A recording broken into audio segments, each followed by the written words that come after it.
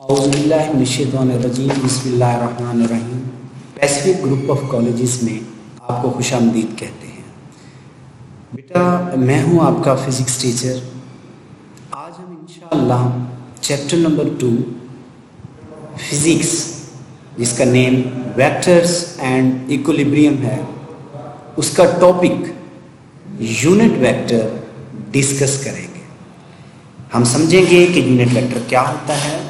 इंशाअल्लाह मेरा आपसे प्रॉमिस है, लेक्चर के एंड पे आपको चीज़ें क्रिस्टल क्लियर होंगी, लेकिन आपने ये लेक्चर थारोली सुनना और समझना है।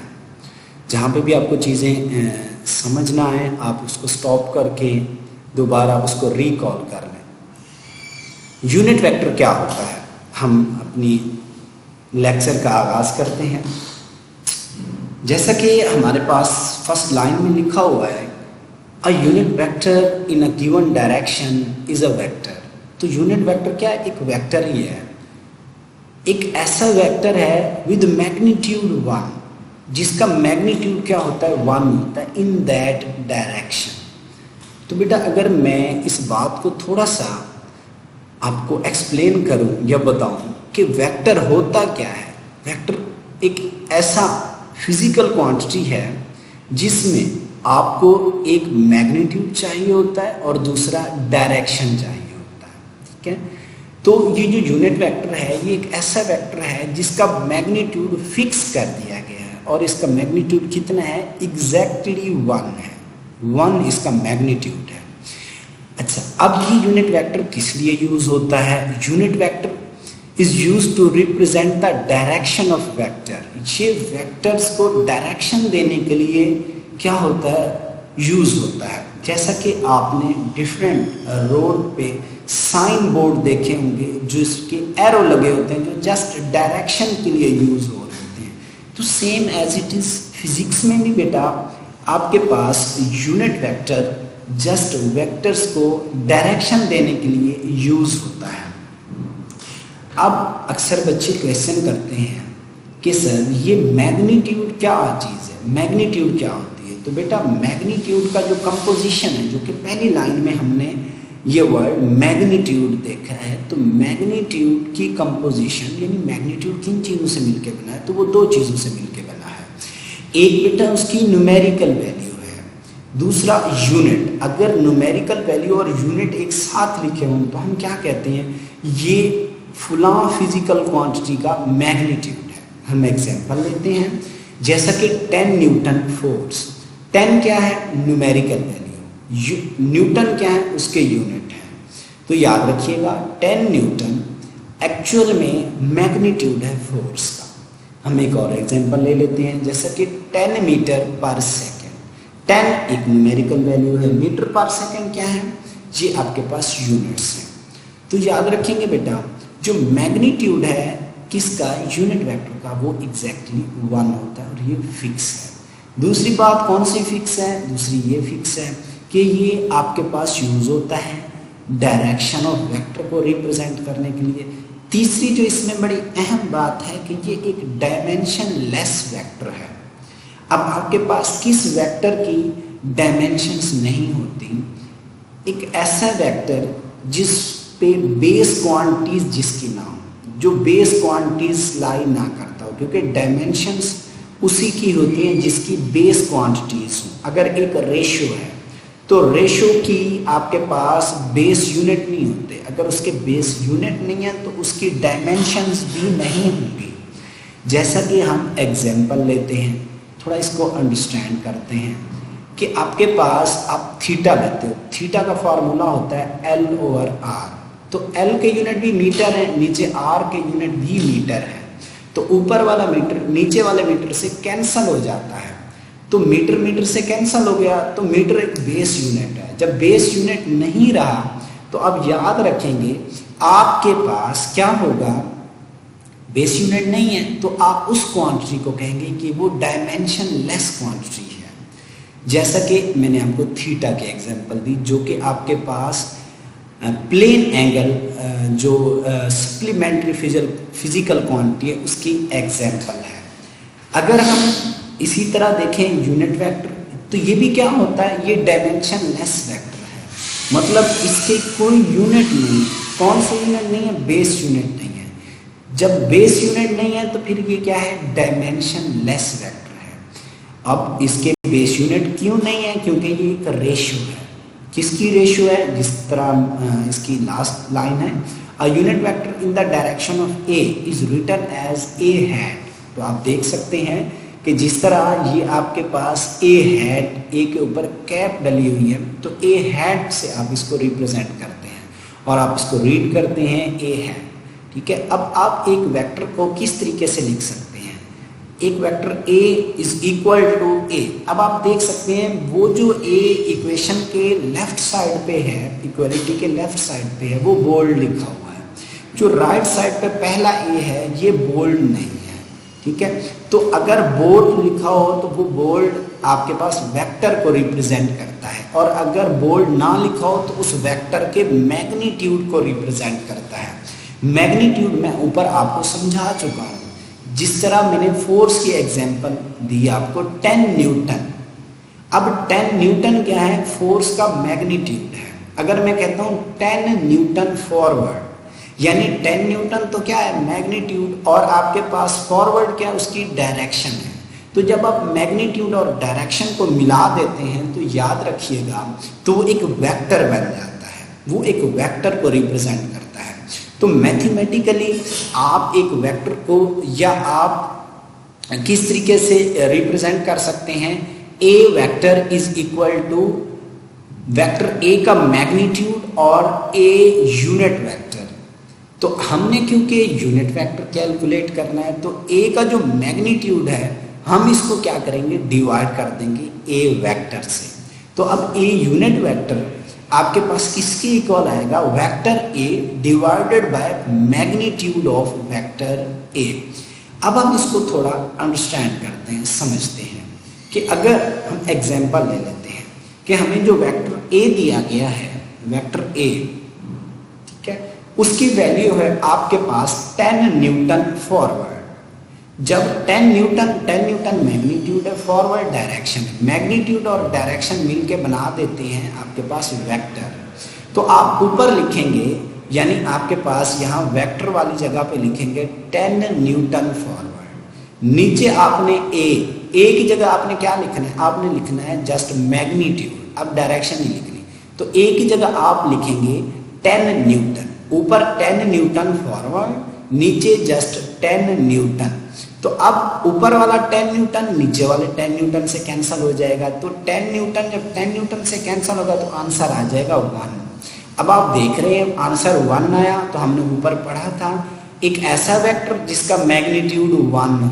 तो आप देख सकते हैं यहाँ पे 1 आया है, ऊपर भी न्यूटन था नीचे भी न्यूटन था। तो आपके पास यूनिट एक दूसरे से कैंसिल हो गए, न्यूटन केजी मीटर पर सेकंड स्क्वायर के इक्वल होता है, नीचे भी यही है। तो बेस यूनिट आपस में कैंसिल हो जाएंगे। तो जब यूनिट्स बेस यूनिट आपस में कैंसिल हो जाएं तो ऐसे वेक्टर्स को आप डायमेंशन लेस वेक्टर कहते हैं। ठीक है, यहाँ से ये भी प्रूव हो गया। तो और क्या चीज़ बच जाएगी, जस्ट डायरेक्शन बच जाएगी। और वो डायरेक्शन क्या है, हमारी एग्जाम्पल जो हमने लिए उसके मुताबिक वो फॉरवर्ड डायरेक्शन है। ठीक है, तो आपके पास एक यूनिट वेक्टर आपके पास किसके इक्वल होता है बेटा, यूनिट वेक्टर आपके पास वेक्टर ए वेक्टर और ए वेक्टर का मैग्नीट्यूड। तो इस फर्स्ट स्लाइड में हमने ये सीखा कि यूनिट वेक्टर एक ऐसा वेक्टर है जिसका मैग्नीट्यूड 1 होता है। ये किस लिए इस्तेमाल होता है, ये आपके पास वेक्टर को डायरेक्शन देने के लिए इस्तेमाल होता है। तीसरा पॉइंट, ये डायमेंशन लेस वेक्टर है। चौथा पॉइंट, इसकी रिप्रेजेंटेशन है, इसकी इक्वेशन है A unit vector is equal to A vector और ए वेक्टर का मैग्नीट्यूड। बिल्कुल, ये हमारी फर्स्ट स्लाइड थी। अब हम एग्जांपल्स की बात करते हैं कि यूनिट वेक्टर्स की एग्जांपल क्या है। तो ऑर्थोगोनल या आपके पास कार्टेशियन कोऑर्डिनेट सिस्टम, अब ये कौन सा है जिसमें तीनों एक्सिस होते हैं, एक्स एक्सिस, वाई एक्सिस, जी एक्सिस। तो अब एक्स एक्सिस में अगर कोई बॉडी मूव कर रही हो और हमने उसको डायरेक्शन देनी हो तो हम उसके लिए कौन सा यूनिट वेक्टर यूज करेंगे, तो हम उसके लिए यूनिट वेक्टर आई यूज करेंगे। ये यूनिट वेक्टर आई, इसके ऊपर हैट भी आएगा। ठीक है, यूनिट वेक्टर आई। और अगर बॉडी वाई एक्सिस में मूव कर रही हो तो हम क्या उसके ऊपर जे और उसके ऊपर हैट आ जाएगा। यानी फिजिक्स में जहां भी आपके पास यूनिट वेक्टर आई लिखा हुआ हो तो आप समझ जाएंगे कि इसमें बॉडी की जो डायरेक्शन है वो एक्स एक्सिस में है, और जहां पे भी आपके पास जे यूनिट वेक्टर लिखा हुआ हो तो आप समझ जाएंगे यहाँ पे जो बॉडी की डायरेक्शन है वो वाई एक्सिस में है। सेम एज इट इज अगर कहीं पे यूनिट वेक्टर जी यूज किया के यूज किया हुआ है तो आप समझ जाएंगे कि आपके पास ये जो बॉडी है उसकी जो डायरेक्शन है वो जी एक्सिस में है। तो ये हमारे पास पॉइंट हो गया कि आप ये जो कार्टेशियन कोऑर्डिनेट सिस्टम है इसमें कितने यूनिट वेक्टर यूज होते हैं? 3 यूनिट वेक्टर आई, जे और के। अच्छा, एमसीक्यूज भी आता है समटाइम एनुअल में, आपसे पूछा जाता है कार्टेशियन कोऑर्डिनेट सिस्टम के यूनिट वेक्टर कौन से हैं? A option unit vector I, B option unit vector J, C option unit vector K, D option all of these. तो आपने बेटा ऑल ऑफ दीज पे टिक करना है कि आपके पास ऑल ऑफ दीज का ऑप्शन आएगा। जैसा कि नीचे आपको ग्राफिकली भी दिखाया गया है कि एक्स एक्सिस में यूनिट वेक्टर आई, वाई एक्सिस में यूनिट वेक्टर जे और जी एक्सिस में यूनिट वेक्टर के आप यूज करते हैं। इसके साथ ही बेटा हम देखेंगे कि हमारे पास जो नेक्स्ट इसके पॉइंट्स हैं, जिस तरह मैंने ऊपर डिस्कस किए थे इम्पोर्टेंट पॉइंट्स की फॉर्म में, अलग मैंने स्लाइड में ये पुट कर दिए ताकि मेरे स्टूडेंट्स को चीज़ें अच्छे से समझ आएँ। मैग्नीट्यूड के लिए आपको 2 चीज़ें चाहिए, न्यूमेरिकल वैल्यू या यूनिट, और यूनिट के साथ आप दूसरा जो यूनिट के लिए जो टर्म यूज़ करते हैं वो स्टैंडर्ड होती है। एग्जाम्पल दीजिए 10 न्यूटन फोर्स, यानी 10 आपके पास न्यूमेरिकल वैल्यू, न्यूटन उसके यूनिट है। यूनिट वेक्टर की कोई बेस यूनिट नहीं है, क्यों? ये एक रेशियो है सेम फिजिकल क्वांटिटीज के दरमियान। जैसा कि ऊपर भी फोर्स थी 10 न्यूटन, नीचे भी फोर्स थी 10 न्यूटन, तो 10 न्यूटन से कैंसिल हो गया था, आंसर 1 आया था। तो जिससे ये प्रूव हुआ था कि जिसका मैग्नीट्यूड 1 है और ये डायमेंशन लेस है, यानी इसके बेस यूनिट नहीं है, और ये जस्ट किस लिए यूज होता है? ये बेटा आपके पास डायरेक्शन को इंडिकेट करने के लिए यूज होता है। अब हमारे पास एक और यूनिट वेक्टर हम यूज करते हैं जिसको आप एन यूनिट वेक्टर कहते हैं। ये नॉर्मल टू द सरफेस होता है। जैसा कि आप किसी टेबल के ऊपर आपने लैपटॉप रखा हुआ है, तो लैपटॉप टेबल के ऊपर नॉर्मल टू द सरफेस वो क्या है? आपके पास उसकी डायरेक्शन है, ठीक है, यानी सरफेस से नॉर्मल परपेंडिकुलर। तो आप उसको ये उसके लिए जो आप यूनिट वेक्टर यूज करेंगे वो एन यूनिट वेक्टर होगा। इस तरह हम अगर रैंडम डायरेक्शन है तो रैंडम डायरेक्शन के लिए हम कौन सा वेक्टर यूज करते हैं बेटा? आर यूनिट वेक्टर, जिसको आप रीड करते हैं आर हेड से, ठीक है, और ये रैंडम डायरेक्शन के लिए यूज होता है। ठीक हो गया। और अगर हम तीसरे पॉइंट पे देखें कि आपके पास एन आपके पास है एन यूनिट वेक्टर, जिस तरह मैं आपको बता चुका हूँ, यूनिट वेक्टर आपके पास represent the direction of normal drawn on a specified surface. और अगर मैं आर यूनिट वेक्टर की बात करूं, अगर एक बॉडी एक्स एक्सिस में मूव नहीं कर रही, वाई एक्सिस में नहीं कर रही, जी एक्सिस में नहीं कर रही, my dearest, normal to the surface नहीं है, तो आप उसके लिए आर यूनिट वेक्टर यूज कर सकते हैं। रैंडम डायरेक्शन के लिए आप आर यूनिट वेक्टर यूज करेंगे। ठीक हो गया। और इसको बेटा ज्यादातर आप यूज करते हैं पोजीशन वेक्टर के लिए, to indicate the position vector. Position vector क्या होता है, इंशाल्लाह इसकी डिटेल हम फर्दर डिस्कस करेंगे, ये हमारा नेक्स्ट टॉपिक है पोजीशन वेक्टर। इंशाल्लाह मैं आपको उसकी डिटेल गाइड करूंगा कि पोजीशन वेक्टर में क्या होता है। जी बेटा, हमने अच्छे से अपने यूनिट वेक्टर को डिस्कस किया, आई होप कि वो आपको क्लियर हो गया होगा। बाकी आगे छोटी सी 2 डेफिनेशंस हैं।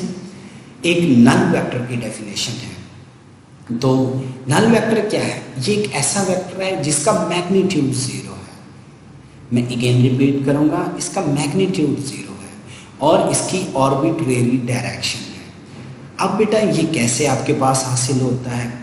आप एग्जाम्पल में देख सकते हैं, the sum of vector and its negative vector is a null vector. यानी एक वेक्टर ए है, और दूसरा आपके पास उसका रिवर्स वेक्टर है।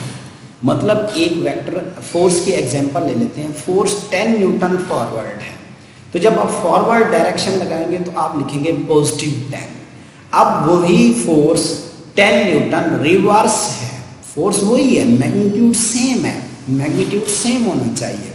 जब आपने उसकी डायरेक्शन चेंज की है, मतलब आपने कहा अब वो रिवर्स है, तो अब आप उसके साथ पॉजिटिव 10 न्यूटन लिखेंगे नहीं लिखेंगे, अब आप उसके साथ लिखेंगे नेगेटिव 10 न्यूटन।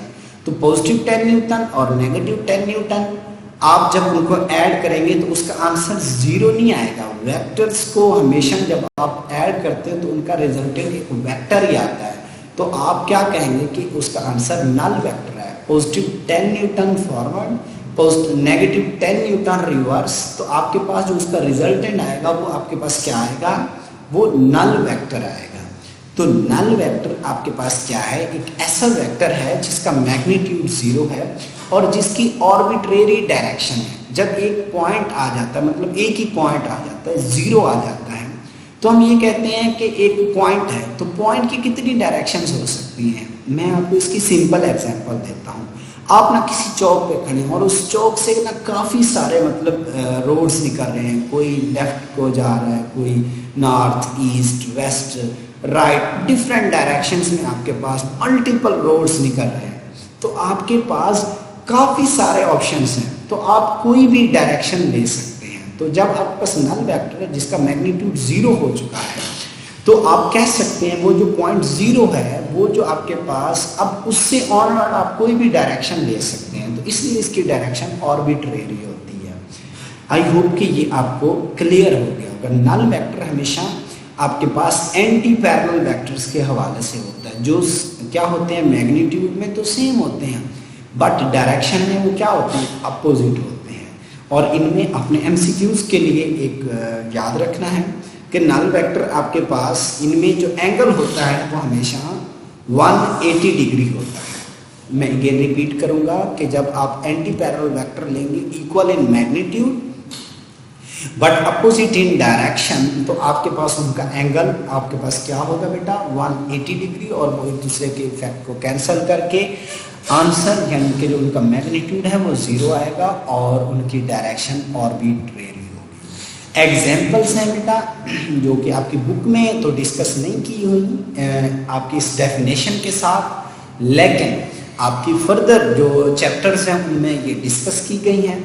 पोजीशन वेक्टर का जो ओरिजिन होता है वो भी आपके पास नल वेक्टर ही होता है। ये हमारा नेक्स्ट आर्टिकल है, हम उसमें इंशाल्लाह देखेंगे, डिस्कस करेंगे। एक्सेलरेशन एक बॉडी का जो एक यूनिफॉर्म वेलोसिटी से मूव कर रही है वो भी आपके पास नल वेक्टर होता है, क्योंकि बेटा एक्सेलरेशन क्या है, एक्सेलरेशन होता है चेंज इन वेलोसिटी। जब देखें बॉडी यूनिफॉर्म वेलोसिटी से मूव कर रही है यानी उसकी वेलोसिटी चेंज ही नहीं हो रही, तो उसका एक्सेलरेशन भी जीरो होगा। अब एक्सेलरेशन वेक्टर है, वेलोसिटी वेक्टर है, तो रिजल्टेंट भी वेक्टर आना चाहिए, तो हम जीरो नहीं कहेंगे, हम कहेंगे नल वेक्टर होगा।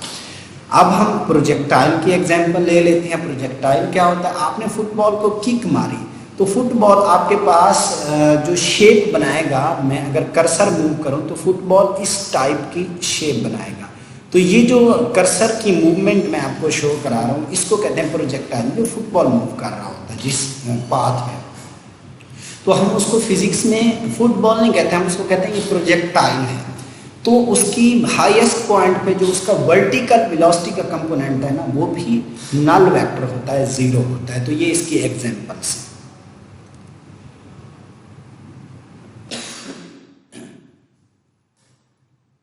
इक्वल वेक्टर्स, तो अब हम समझते हैं बेटा इक्वल वेक्टर्स आपके पास क्या होते हैं।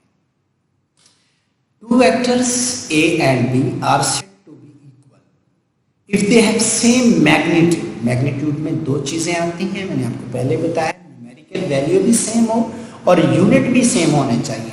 अगर आप यूनिट चेंज करेंगे, एक आपके पास वेक्टर फोर्स का वेक्टर है और दूसरा डिस्प्लेसमेंट का है, तो वो हरगिज एक दूसरे के इक्वल नहीं होंगे, याद रखिएगा। चाहे मैग्नीट्यूड के हवाले से यानी उनकी न्यूमेरिकल वैल्यू सेम हो, दोनों की 10 उसकी 10 न्यूटन हो और उसकी 10 मीटर पर सेकेंड हो, लेकिन उनके यूनिट चेंज हो गए तो मैग्नीट्यूड चेंज हो जाएगा। तो याद रखिएगा इक्वल वेक्टर्स में कंडीशन है कि सेम मैग्नीट्यूड हो और डायरेक्शन हो, यानी दोनों पैरेलल होने चाहिए, दोनों पैरेलल होने चाहिए। अब आपके पास वो कहते हैं regardless of the position of their initial point.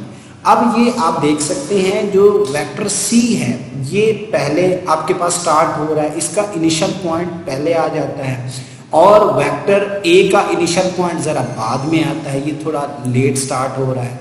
तो इसका हरगिज इस पे इफेक्ट नहीं है कि आप ये हो सकता है ये जो वेक्टर ए है ये ए वेक्टर जो है बेटा हम इसको यहाँ से भी स्टार्ट कर सकते हैं, ठीक है, लेकिन डायरेक्शन सेम हो और मैग्नीट्यूड सेम हो तो वो दोनों वेक्टर्स एक दूसरे के हवाले से क्या कहलाएंगे, इक्वल वेक्टर्स कहलाएंगे।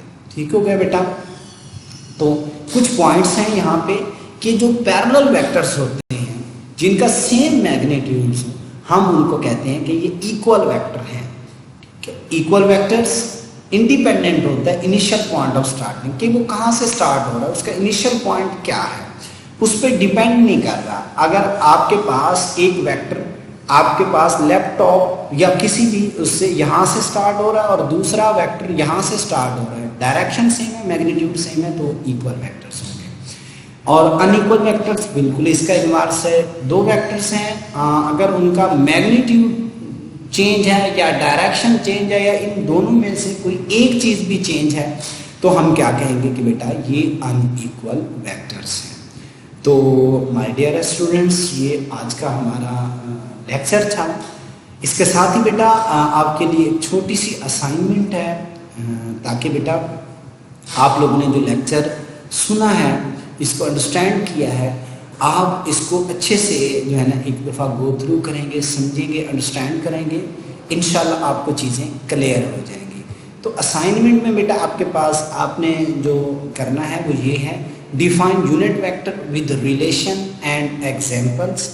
और दूसरा बेटा आपके पास जो पॉइंट है असाइनमेंट में जो आपने लिखना है वो ये है, difference between null vector and equal vector. Annual जो आपके बोर्ड के एग्जाम के पॉइंट ऑफ व्यू से टॉप के इम्पोर्टेंट ये शॉर्ट क्वेश्चंस आपके आते हैं। तो मैं आपसे ये रिक्वेस्ट करूँगा कि काइंडली बेटा आप इनको ज़रूर सॉल्व आउट करें और जो भी चैनल है कॉलेज का उसके थ्रू आप टीचर्स को ये सबमिट कराएं। अल्लाह आपका हामी नासिर हो बेटा, खुश रहें, आबाद रहें। Thank you so much.